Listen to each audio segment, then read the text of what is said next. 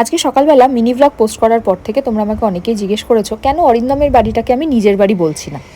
আমি বিয়ের আগে থেকে অরিন্দমদের বাড়ি যাতায়াত করি এবং অরিন্দম আমার বাড়িতে যাতায়াত করে। সেই সুবাদে অরিন্দমের বাড়িটাকে আমি অরিন্দমের বাড়িই বলতাম, কারণ তখন তো ওটা আমার শ্বশুর বাড়ি ছিল না, বন্ধুর বাড়ি ছিল।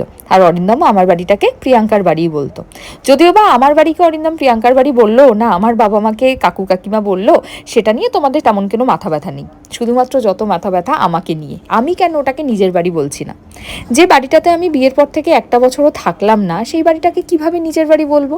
অথচ যে বাড়িটাতে জীবনের 29টা বছর কাটিয়ে দিলাম, সেই বাড়িটাকে আমি নিজের বাড়ি বলছি বলে তোমাদের প্রচুর আপত্তি।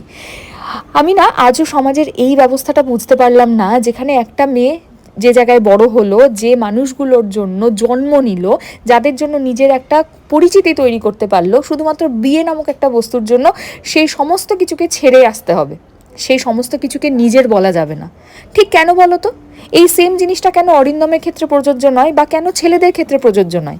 আমি বা অরিন্দম দুজনেই বাড়ির থেকে আলাদা থাকি, দুজনেই বাইরে থাকি। তাহলে আমার বাড়িকে যদি অরিন্দম প্রিয়াঙ্কার বাড়ি বলতে পারে, তাহলে কেন আমি অরিন্দমের বাড়িকে অরিন্দমের বাড়ি বলতে পারি না? কেন অরিন্দমের বাড়িটাই মিহিরানির বাড়ি, কেন আমার বাড়িটা মিহিরানির বাড়ি নয়? আমার মতে মিহিরানির 3টে বাড়ি, যেখানে মিহিরানি এখন থাকে, অরিন্দমের বাড়ি এবং আমার বাড়ি। আমি জানি না কতজন তোমরা একমত হবে। যদি কেউ একমত হও অবশ্যই কমেন্ট করো।